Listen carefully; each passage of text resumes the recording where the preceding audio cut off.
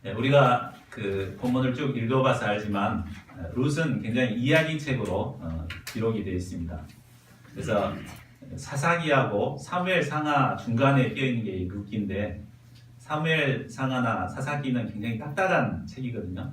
그 사이에 이제 이 룻기가 아주 진주처럼, 그러니까 조개 그 딱딱한 사이에 이렇게 껴있는 진주처럼 굉장히 그 보배로운 책이라고 사람들은 말합니다.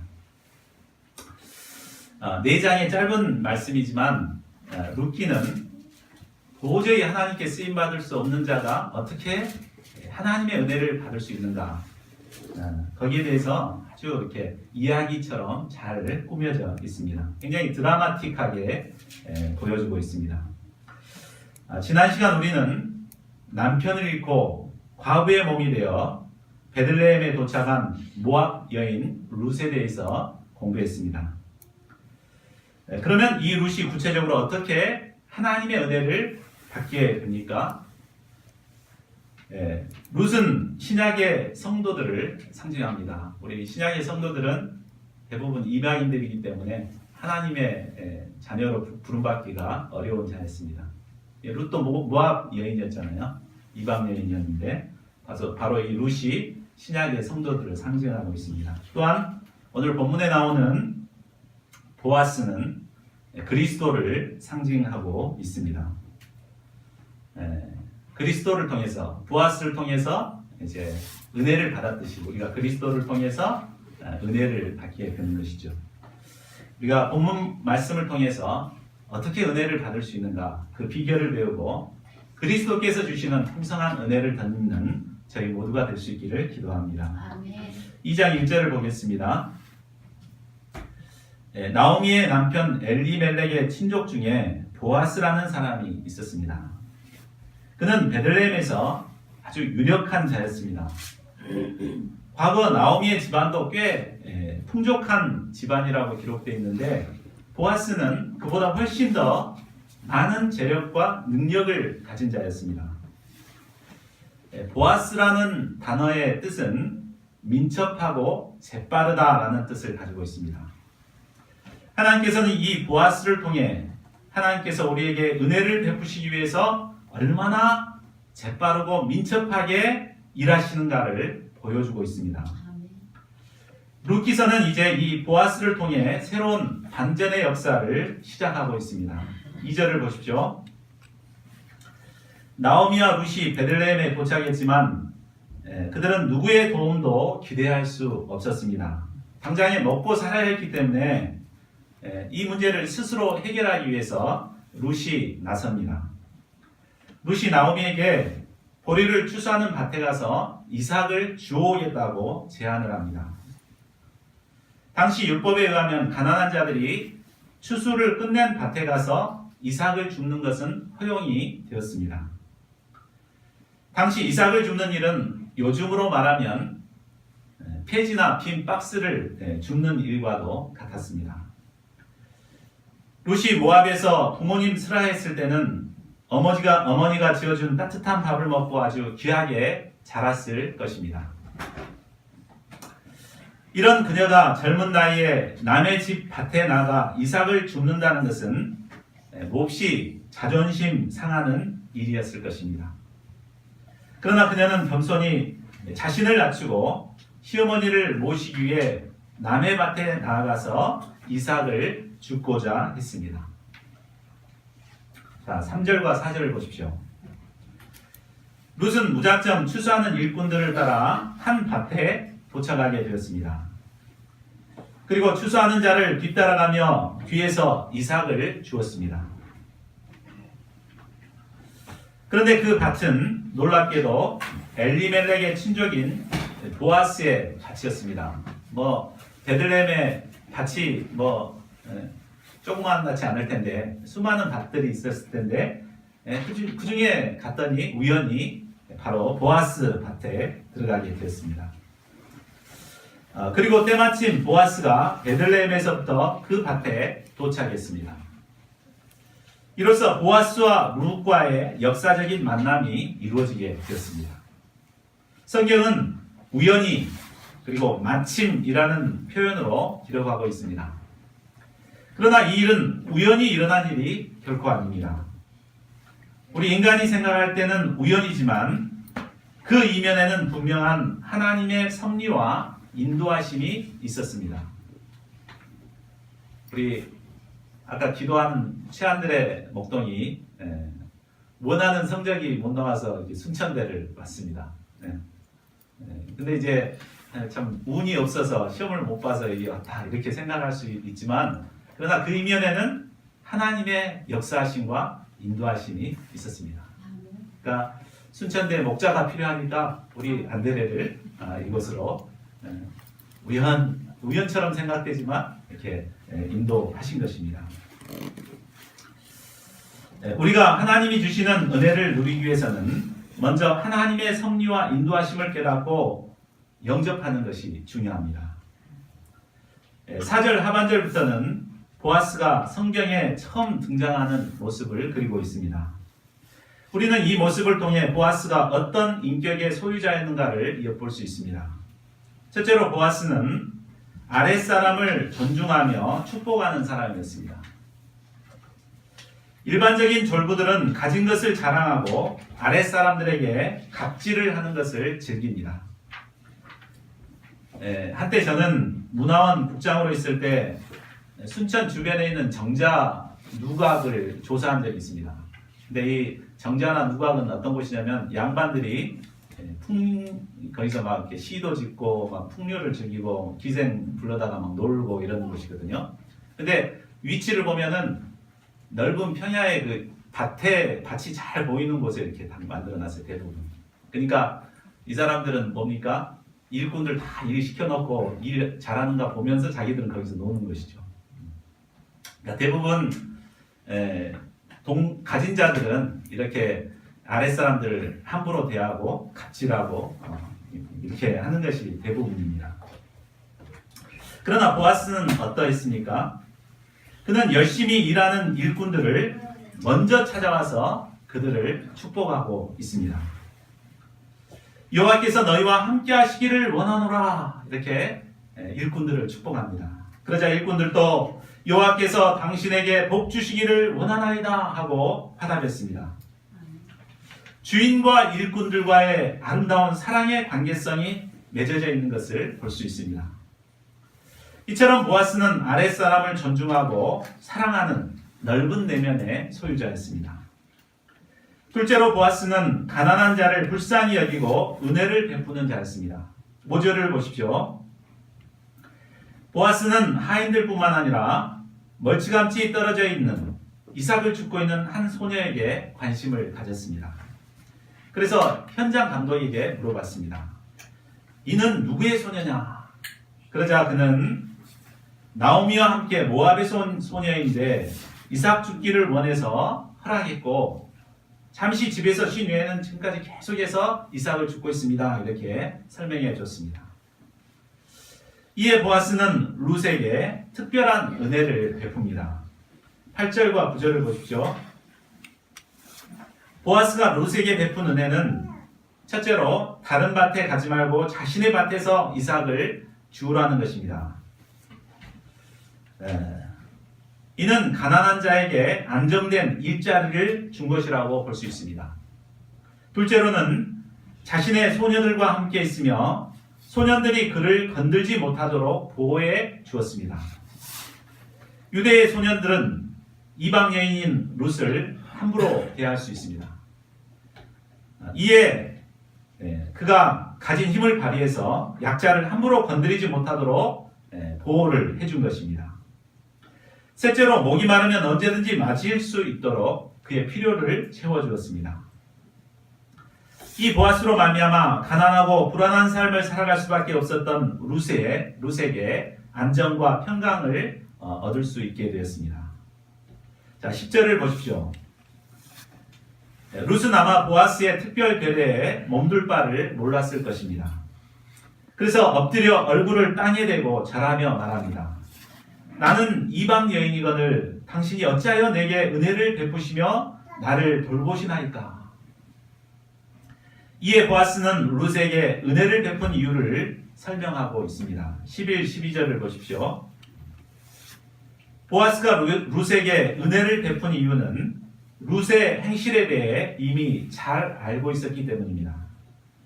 그는 엘리멜렉의 친족이었기 때문에 누구보다 나오미와 룻에 관한 소식을 관심을 갖고 잘 알고 있었습니다. 일반적인 여자들 같았으면 남편이 죽자마자 아마 짐 싸들고 떠났을 것입니다. 그러나 룻은 남편이 죽자 시어머니를 모시기 위해서 안정된 고국을 떠나서 낯선 이방, 이게 룻의 입장에서 보면 이스라엘 이방 땅이죠. 낯선 곳에 믿음으로 이제 오게 되었습니다. 자, 이런 소식을 보아스가 들었을 때 그 룻의 아름다운 내면과 믿음에 큰 감동을 받았습니다. 그리고 이런 여인이라면 하나님께서 마땅히 은혜를 베풀어 주실 것이라고 믿었습니다. 그래서 말합니다.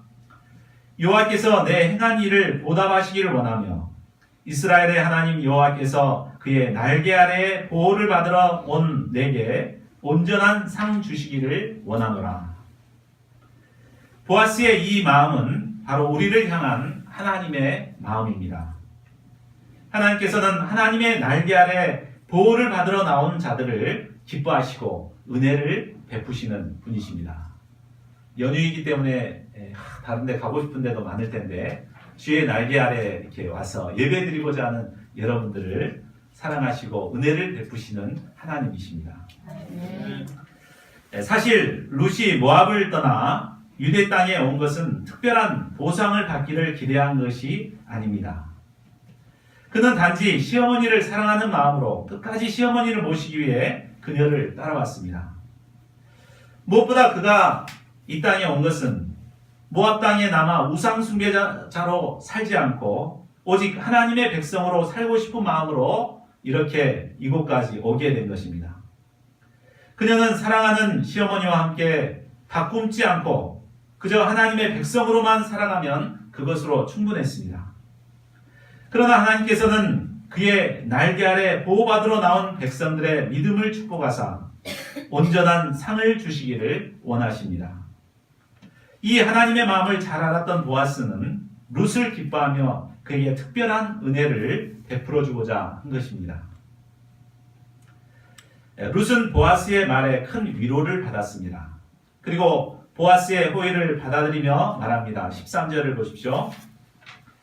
내 주여, 내가 당신께 은혜 있기를 원하나이다. 나는 당신의 하녀 중에 하나와도 같지 못하오나 당신이 이 하녀를 위로하시고 마음을 기쁘게 하는 말씀을 하셨나이다. 룻은 자신이 은혜 받을 자격이 없는 하녀보다도 낮은 자라고 자신을 겸손히 낮춥니다. 그러면서도 은혜 있기를 사모하는 마음으로 보아스가 베푼 은혜를 겸손히 받아들였습니다. 14절을 보십시오. 이삭 죽기를 하던 중 식사 시간이 되었습니다. 이때 보아스가 룻을 식사의 자리로 초대했습니다. 이리로 와서 떡을 먹으며 내 떡 조각을 초에 찍으라. 유대 율법에 의하면 본래 유대인은 이방인과 함께 식사하지 못하게 되어 있습니다. 그럼에도 보아스는 룻을 흔쾌히 초청하여 상의에서 볶은 곡식을 배불리 먹도록 배려했습니다. 또한 식사를 마치고 룻이 이삭을 주러 나갈 때 보아스는 자기 소년들에게 명령합니다. 그로 곡식단 사이에서 죽게 하고 책망하지 말며 또 그를 위하여 곡식다발에서 조금씩 뽑아 버려서 그에게 죽게 하고 꾸짖지 말라. 일반적으로 이삭을 줍는 일은 추수가 다 마무리된 이후에 바닥에 떨어진 한두 개의 이삭을 줍는 것이 원칙입니다. 단 주변에는 이삭들이 한 줌 이상씩 이렇게 떨어져 있기 때문에 단을 다 메고 나서 그걸 또 모아서 또 단으로 이렇게 만드는 것입니다. 근데 단 주위에서 이렇게 줍도록 한 것은 그런 뭉탱이도 이제 주워가도록 그렇게 배려를 한 것입니다. 또 그것도 모자라서 단에서 한 움큼씩 빼가지고 이렇게 버려서 그것도 가지도록 그렇게 배려를 해주었습니다. 자, 그 결과 얼마나 많이 죽게 됐습니까? 17절을 보십시오. 룻이 밭에서 저녁까지 죽고 그 죽은 것을 떨어보니 보리가 한 에바쯤 되었습니다. 한 에바는 30리터 정도 되는 양입니다. 그래서 나오미와 룻이 두 사람이서 배불리 먹어도 15일 이상을 충분히 먹을 수 있는 양이라고 합니다. 룻은 그것을 가지고 성읍에 들어가서 시어머니에게 그 죽은 것을 보여주었습니다. 그리고 그것으로 요리를 해서 오랜만에 둘이 배불리 먹었습니다. 그 뒤 남은 것은 모두 시어머니에게 드렸습니다. 그러자 시어머니는 이 많은 것을 어디서 주었는지, 누가 도와주었는지를 물었습니다. 룻은 자초지종을 설명하고 자신을 도와준 사람이 바로 보아스라고 알려주었습니다. 자신의 며느리에게 은혜를 베푼 자가 바로 보아스라는 사실을 알게 된 나오미는 무엇이라고 말합니까? 우리 20절이 요절인데 20절을 같이 읽어보겠습니다. 시작. 나오미가 자기 며느리에게 이르되 그가 여호와로부터 복받기를 원하노라. 그가 살아있는 자와 죽은 자에게 은혜 베풀기를 그치지 아니하도다 하고 나오미가 또 그에게 이르되 그 사람은 우리와 가까우니 우리 기업을 물을 자 중에 하나이니라 하니라. 나오미는 먼저 룻에게 은혜를 베푼 보아스를 축복하고 있습니다. 그 이유는 그가 살아있는 자와 죽은 자에게 은혜를 베풀었기 때문입니다. 사실 보아스가 은혜를 베푼 사람은 룻 한 사람밖에 없었습니다. 그러나 은혜를 입은 것은 비단 룻 한 사람뿐이 아니었습니다. 룻이 받은 은혜로 말미암아 시어머니인 나오미도 은혜를 받게 되었습니다. 또한 더 나아가서는 죽은 자 엘리멜렉과 죽은 두 아들 말론과 기럯까지도 은혜를 입게 되었습니다. 이미 그들은 죽어 이 땅에 없지만 하늘나라에서 그들이 볼 때 룻에게 은혜를 베푼 보아스가 얼마나 감사했겠습니까? 내 부인, 내 어머니 혼자서 고생하시는데 그렇게 베풀어준 그 보아스를 볼 때 얼마나 참 감사했겠습니까? 이처럼 룻에게 은혜를 베푸는 일은 살아있는 자와 죽은 자에게 은혜를 베푸는 일이었습니다. 우리가 부모를 잃은 고아나 남편을 잃은 과부에게 은혜를 베푸는 것도 마찬가지입니다.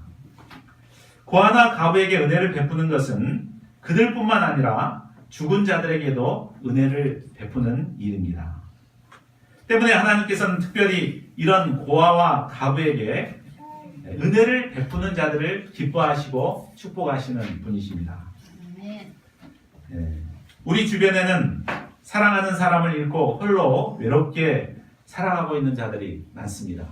우리는 사랑하는 가족들이 옆에 있으니까 명절 되면 이렇게 만나서 이렇게 지내지만 명절이 돼도 없어서 홀로 외롭게 사시는 분들이 있습니다. 우리가 이런 분들에게 은혜를 베풀 수 있기를 기도합니다. 아멘. 자, 나오미가 특히 기뻐한 것은 룻에게 은혜를 베푼 보아스가 바로 자신과 가까운 기업을 물을 자 중에 하나라는 것입니다. 기업을 물을 자란 잃은 것을 회복시키는 자라는 뜻입니다. 우리가 기업 물음에 대해서 우리가 참 개념을 이해하기가 쉽지 않습니다. 그런데 이스라엘은 처음에 어떻게 땅을 얻게 됩니까? 땅을 처음에 얻게 될 때 여호수아가 이제 가나안을 점령해 가지고 각 지파별로 땅을 분배해 줍니다. 그래서 각각 기업들, 자기 기업들이 다 있었습니다. 근데 오래 이렇게 살다 보면은 자기 기업을 잘 지키고 살아가는 사람이 있지만 가난해서 어쩔 수 없이 자기 그 기업을 팔아야 될 경우가 있죠. 그래서 그것을 만약에 팔아버리면 자기 기업을 잃어버리고 다른 사람에게 가게 되고 자기 기업이 점점 없어져 버리게 되는 것입니다. 그래서 하나님께서는 이것을 방지하기 위해서 기업 물을 자, 그러니까 그 사람에게 가장 가까운 사람이 그 책임을 지고 그 사람이 이제 그 빚진 것을 갚아주고 다시 회복하도록 하는 것이 기업 물음의 제도입니다. 그래서 레위기 25장 25절에 나오죠. 이것이 바로 기업 물음의 제도인 것입니다. 이 기업 물음의 제도는 토지뿐만 아니라 사람에게도 그대로 적용이 되었습니다. 만일 사람이 종으로 팔려갈 상황이 되면 기업 물을 책임 있는 자가 값을 대신 지불하고 그 사람을 자유인이 되게 해주어야 했습니다. 또한 만일 룻처럼 후사가 없이 대를 이을 수 없게 되었을 경우는 그를 아내로 맞아들여 자식을 낳아서 후사를 잇도록 해야 합니다. 이것이 바로 기업을 물을 자가 해야 할 의무요 책임이었습니다. 그러니까 기업 물을 자 이렇게 나왔는데 조금 이해가 가시죠? 그래서 보아스가 룻의 기업을 물을 자, 나오미의 기업을 물을 자였구나 이것을 알 수 있습니다. 룻이 기업 물을 자 중에 하나인 보아스를 만났다는 사실은 나오미에게 있어서 큰 기쁨의 좋은 소식이 되었습니다. 이 소식은 절망의 나락에 주저앉아 있었던 나오미의 가슴에 희망의 불씨를 되살리는 소식이었습니다. 남편 죽었지, 자식 둘 죽었지, 이제 더 이상 기업을 이을 소망이 없었는데 기업 물을 자가 나타나서 은혜를 베풀었으니 이제 우리도 다시 기업을 일으킬 수 있겠구나라는 소망을 갖게 된 것입니다. 하나님께서는 정말 그 믿음으로 살고자 하는 룻과 나오미를 기뻐하고 그들에게 다시 기업을 이어갈 새로운 소망의 역사를 시작하고자 한 것입니다. 룻과 나오미에게 임한 은혜는 겨우 보리이삭 한 에바를 얻는 것으로 끝나지 않았습니다. 그들이 받은 은혜는 바로 보아스를 통해 기업을 이어갈 수 있다는 소망을 갖게 되었다는 것입니다. 그리고 이 소망대로 장차 그들은 기업을 이을 뿐만 아니라 그들의 후손에서 다윗 왕이 탄생하고 마지막에는 그리스도까지 탄생하게 됩니다. 이것이 바로 룻과 나오미에게만 진정한 은혜였습니다. 여기서 우리는 우리에게 주신 하나님의 기업을 잇는 것이 얼마나 큰 은혜인가를 배울 수 있습니다. 우리가 진정 소망하고 바라야 할 은혜는 나에게 맡겨주신 기업을 계속해서 이어가는 것입니다. 그런데 우리는 이런 은혜에는 관심을 갖지 않고 당장 현실에 유익을 주는 보리 한 에바의 은혜만을 소망할 때가 많습니다. 전공을 승리하여 장학금을 타고 좋은 직장을 얻고 또 승진하는 은혜만을 구하기 쉽습니다.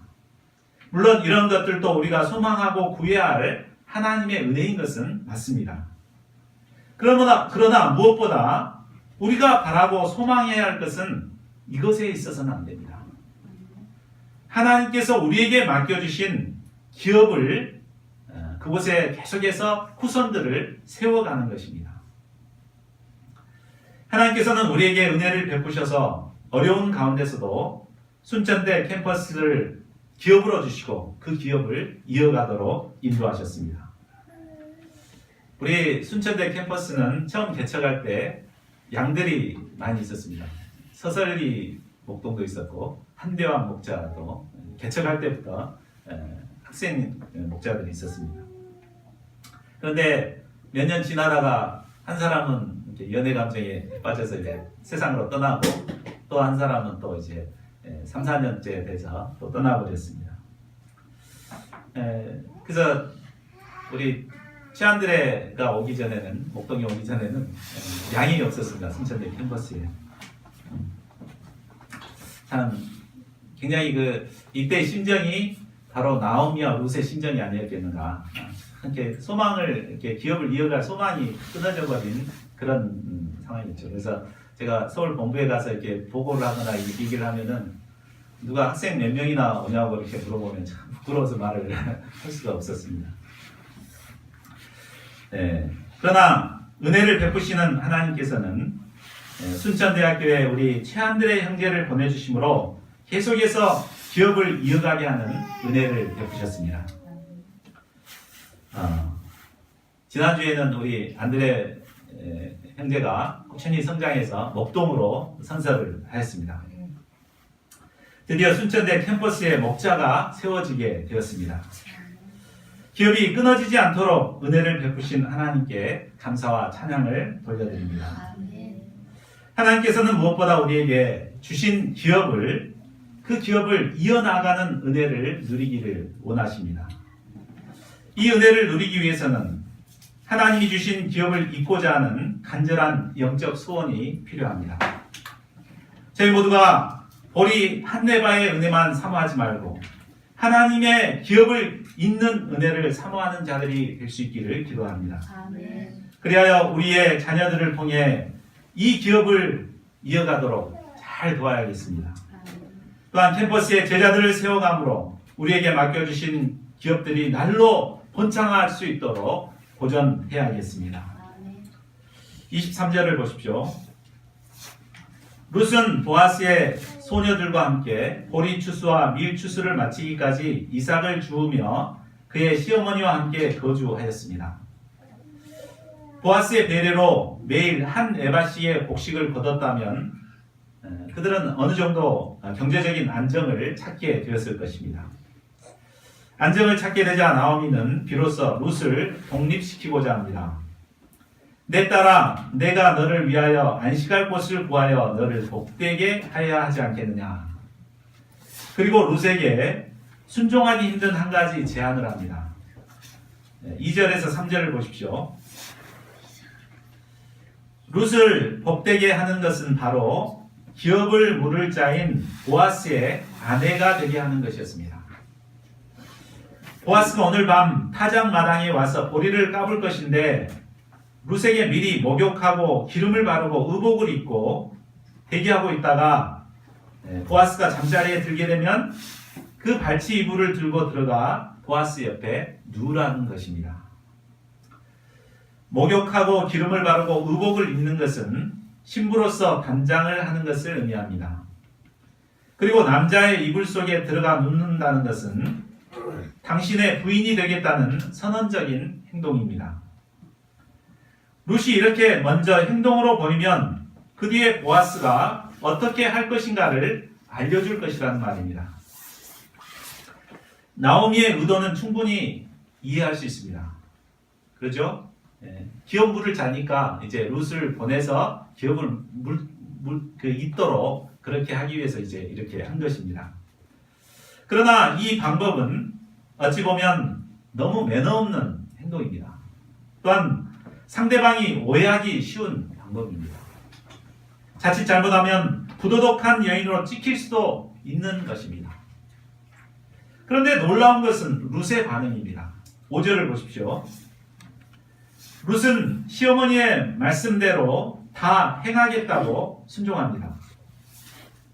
우리가 지난 1장에서 배웠듯이 룻이 얼마나 고집이 센 여자였습니까? 예? 시어머니가 모압에 남아있으라고 막 해도 끝까지 시어머니를 말 안 듣고 이렇게 쫓아왔잖아요. 그만큼 자기 생각 주관이 강하고 고집이 센 여인이었습니다. 그런데 여기서는 시어머니가 자존심 상한 명령을 했는데도 그녀는 두말도 않고 그대로 순종합니다. 왜 이렇게 했을까요? 그 이유는 뒤에 나옵니다. 자, 7절을 보십시오. 보아스가 먹고 마시고 마음이 즐거워서 가서 곡식단 더미 끝에 누워 이불을 덮고 잠이 들었습니다. 룻은 시어머니가 시킨 대로 그의 발치 이불을 들고 다리 쪽에 누웠습니다. 밤중에 보아스가 몸을 뒤척이다가 발쪽에 한 여인이 누워있는 것을 발견하고 아마 깜짝 놀라서 물었을 것입니다. 내가 누구냐? 이때 룻이 대답합니다. 나는 당신의 여종 룻이오니 당신의 옷자락을 펴 당신의 여종을 덮으소서. 당신이 기업을 물을 자가 됨이니이다.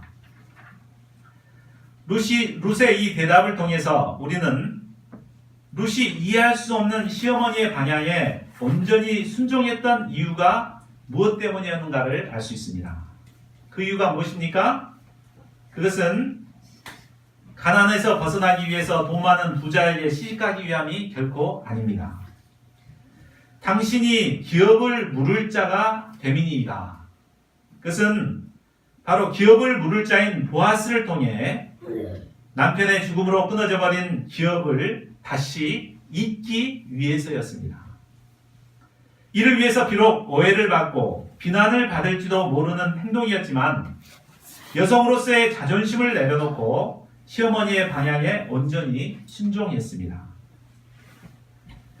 우리는 룻의 이 행동을 보고 매너 없는 행동이라고 비난할지 모릅니다.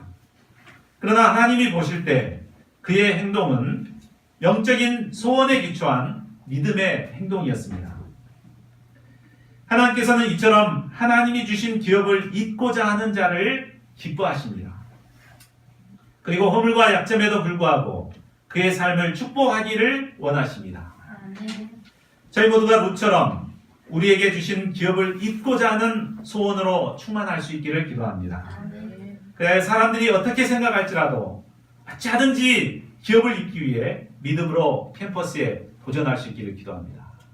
요즘 캠퍼스에 보면 반기는 사람 하나도 없습니다. 우리가 가면은 월급 책장수보다도 못하게 여깁니다. 내가 좀 매너 있게 가고 싶은데 그렇게 안 되죠. 그러니까 참 꼭 이렇게 해야 되나 이런 생각을 할 때가 있습니다. 그러나 우리가 어찌하든 기업을 잇고자 하는 마음으로 사람들이 뭐라고 하더라도 개의치 않고 믿음으로 나가야 되겠습니다. 하나님께서는 이런 자들을 기뻐하시고 그를 통해서 기업을 잇게 하십니다. 자, 10절을 보십시오. 룻의 대답을 들은 보아스가 말합니다. 가로되 내 딸아 여호와께서 내게 복 주시기를 원하노라. 내가 빈부를 물러나고 연수한 자를 쫓지 아니하였으니 너의 베푼 인애가 처음보다 나중이 더하도다. 하나님의 마음을 닮은 보아스는 룻의 행동을 크게 축복합니다. 만일 룻이 기업을 잇고자 하는 소원이 없었다면 자기같이 늙은 사람을 쫓지 않고 젊고 싱싱한 사람을 골랐을 것입니다. 룻이 이처럼 한 것은 엘리멜렉의 가문의 기업을 잇고자 하는 순수한 마음으로 자기를 희생한 것입니다. 이는 처음 모압의 안정된 삶을 떠나 시어머니를 모시고자 했던 그 인애보다도 더 큰 인애였습니다. 보아스는 계속해서 룻의 마음속에 있을지 모르는 수치심과 자아식을 씻어주기 위해서 말합니다. 11절을 보십시오. 내 딸아 두려워하지 말라. 내가 내 말대로 내게 다 행하리라. 내가 현숙한 여자인 줄을 나의 성읍 백성이 다 아느니라. 그러니까 너가 현숙한 백성인지 다 아니까 너무 자식 들어하지 말아라 하고 이렇게 위로한 것이죠. 그런데 보아스가 엘리멜렉의 기업을 물을 책임을 가진 자인 것은 분명하지만 실은 보아스보다 더 우선권을 가진 가까운 사람이 있었습니다. 때문에 먼저 그 사람의 의견을 물어본 후에 그가 책임을 기뻐하지 않으면 그때 자기가 기업 물을 책임을 이행하겠다고 말합니다. 보아스는 룻에게 호감을 가졌지만 자기 감정대로 행동하지 않고 이성적으로 순리대로 행동했습니다. 그러면서도 섬세하게 룻과 나오미를 배려해 줍니다. 룻을 사람이 알아보기 어려운 새벽에 일어나서 가도록 했고 갈 때 겉옷에다가 보리를 6번 대어 지어주었습니다. 그리고 빈손으로 내 시어머니에게 가지 말라고 한 말도 함께 전해주었습니다. 자, 이 말을 전해들은 나오미는 보아스가 이 일을 성취하기까지 쉬지 않고 일할 것을 확신하게 되었습니다. 자, 결론을 맺겠습니다.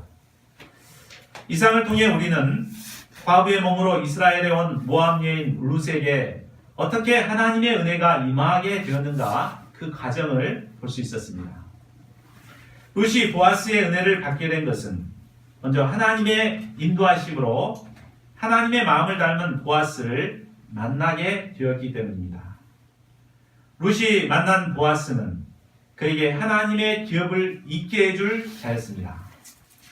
룻이 기업을 잇고자 하는 소원으로 겸손히 신부의 모습으로 나아갔을 때 장차 보아스를 통해 하나님의 기업을 잇는 은혜를 누리게 됩니다. 이 보아스는 그리스도 예수님을 상징하고 있습니다. 우리는 모압 여인처럼 하나님의 역사에 도저히 쓰임받을 수 없는 자들입니다. 그러나 이런 우리가 하나님의 인도하심으로 그리스도 예수님을 만나게 될 때, 또 예수님께서는 우리에게 영육간의 풍성한 은혜를 베풀어 주십니다. 무엇보다 하나님의 구속 역사에 기업을 잇는 축복을 누리게 하십니다. 저희 모두가 룻처럼 어찌하든지 하나님이 주신 기업을 이어가고자 하는 소원으로 충만할 수 있기를 기도합니다. 그리하여 그리스도의 영적 신부로서 단장하고 날마다 주님께 나아감으로 우리에게 맡겨주신 하나님의 기업을 이어나가는 자들이 될 수 있기를 간절히 기도합니다. 아멘. 2장 20절 읽고 기도하는 시간 갖겠습니다. 시작. 나오미가 자기 며느리에게 이르되 그가 여호와로부터 복받기를 원하노라.